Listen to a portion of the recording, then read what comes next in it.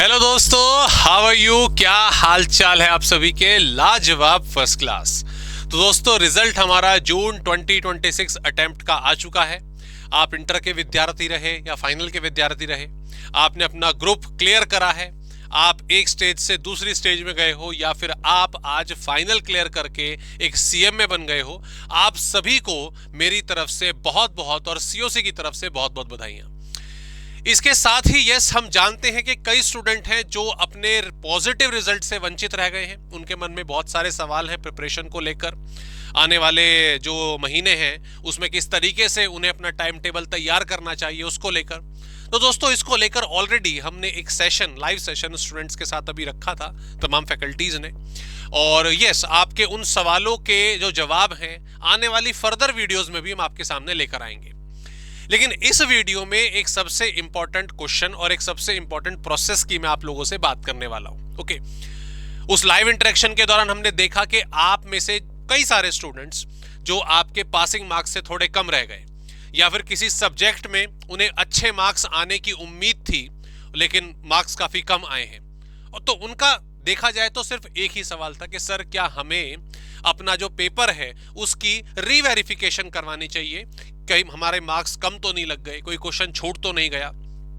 भाई मान लीजिए 3 सब्जेक्ट में आपके बहुत अच्छे मार्क्स आए हैं और एक चौथे से पेपर में हम 2-3 नंबर से रह गए हैं, तो क्या कोई उम्मीद वहां पे जग सकती है क्या हमें पूरा का पूरा पास होने की। उसको लेकर मैं आपको कुछ पॉइंटर्स जो मैं बताऊंगा।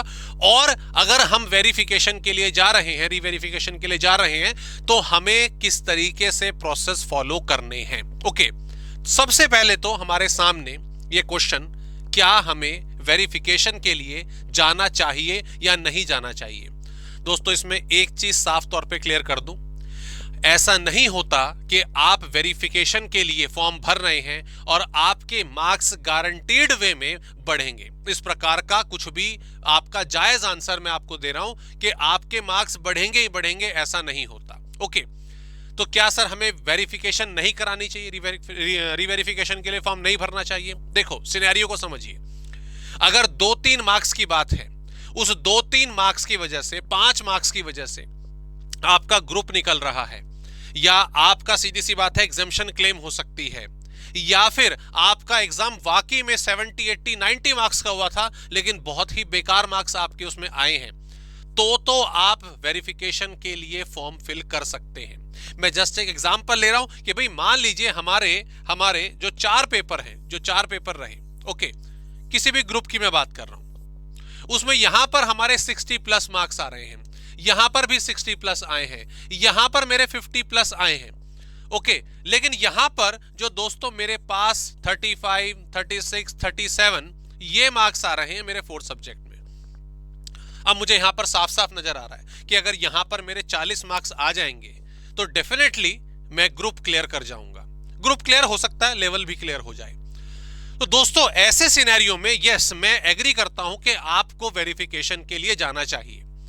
लेकिन यहां पर 20 मार्क्स है, 15 मार्क्स है, 25 मार्क्स है, और मैं इस पॉजिटिव उम्मीद में रहूं कि नई इंस्टीट्यूट मुझे पास कर देगा। क्यों पास कर देगा? कि मेरे यहां पे सर इतने अच्छे मार्क्स हैं, यहां पर थोड़ी सी रहमदिली इंस्टीट्यूट को दिखानी चाहिए। दोस्तों, ऐसा नहीं होता।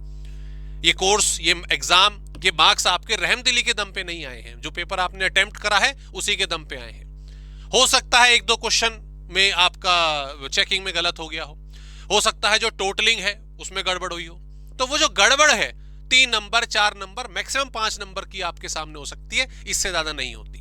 ओके, आपको लग रहा है कि सर हम सब में पास है, सारे के 60, आपका 50, 40, या फिर आप कह लीजिए 50-50 के अराउंड सबके पास मार्क्स रहे, लेकिन टोटल हमारा 198, 199, 196, वही 4-5 नंबर के आसपास अटका हुआ है, तो आप डेफिनेटली वेरिफिकेशन के लिए जा सकते हैं, रीवेरिफिकेशन के लिए जा सकते हैं। लेकिन सब में पास हो गए, 40-40 सब में आ गए, मेरे सर 170 बन रहे हैं, 180 बन रहे हैं, और मैं इस उम्मीद में हूं कि मैं वेरिफिकेशन के लिए जाऊंगा और मैं पास हो जाऊंगा, तो दोस्तों ये बहुत बड़ी आशा आप रख रहे हो इंस्टीट्यूट से।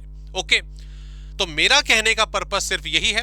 अच्छा, आपके सामने हो सकता है बहुत सारे क्या नाम है एग्जाम्पल आए, लोग बताएं कि यार फलाना मेरा एक नोन था, मेरा एक स्टूडेंट था, मेरा एक दोस्त था, उसके 18 नंबर बढ़ गए थे, 20 नंबर बढ़ गए थे, 25 नंबर बढ़ गए थे।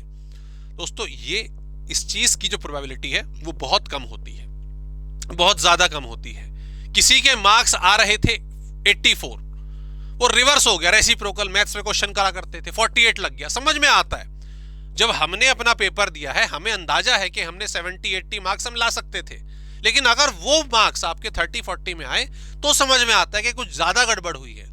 लेकिन जब हमें मालूम है कि भाई पेपर इसी लेवल का हुआ था और इतने ही मार्क्स हमारे बनते हैं, तो उस केस में आप ये उम्मीद मत लगाइएगा कि आपके मार्क्स बहुत ज्यादा बढ़ेंगे। ओके, दूसरी चीज, अगर हम वेरिफिकेशन के लिए जाएंगे, एक चीज और, उसके रिजल्ट का इंतजार हमें बिल्कुल भी नहीं करना है।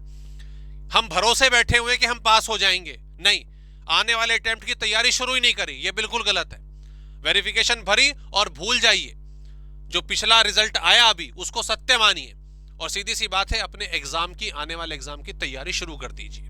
ओके, तो ये चीज आप बिल्कुल क्लियर करके चलेंगे अपने माइंड में in case of verification.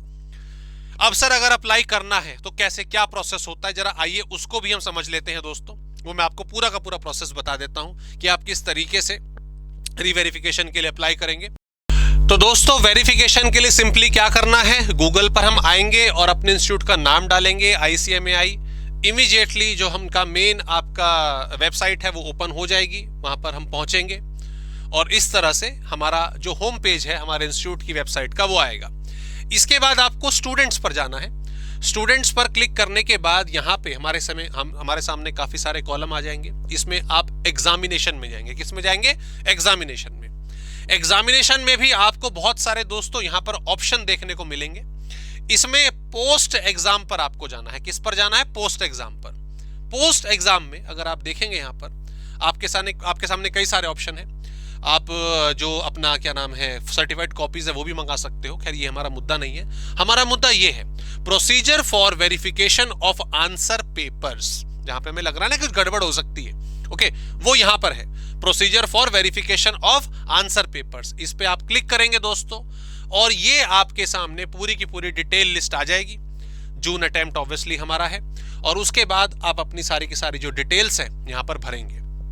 Intermediate के लिए लास्ट डेट 4 सितंबर रहेगी और ऑब्वियसली सेम आपकी फाइनल वाले स्टूडेंट्स के लिए रहेगी। अपनी डिटेल, अब ये तो मैं नहीं भर सकता, ये डिटेल्स आप भरेंगे अपनी सारी की सारी, रजिस्ट्रेशन नंबर और फुल नेम, कोर्स नेम, आपका रोल नंबर ऑब्वियसली मेन रहेगा जो आपके जून अटेम्प्ट का था। और इसमें ध्यान रखिएगा 250 रुपए आपकी जो फीस है वो आपकी एप्लीकेबल होगी इंक्लूडिंग सर्विस चार्ज। ये पर सब्जेक्ट है, तो जितनी मर्जी आप करना चाहे वो कर सकते हैं। एंड यस ऑब्वियसली उसके बाद फिर आपका जो पेमेंट है वो हो जाएगी और यस जैसे ही पॉसिबल होगा आपका रिजल्ट आपके सामने आएगा। लेकिन जैसा मैंने बोला उस रिजल्ट के भरोसे नहीं बैठना है।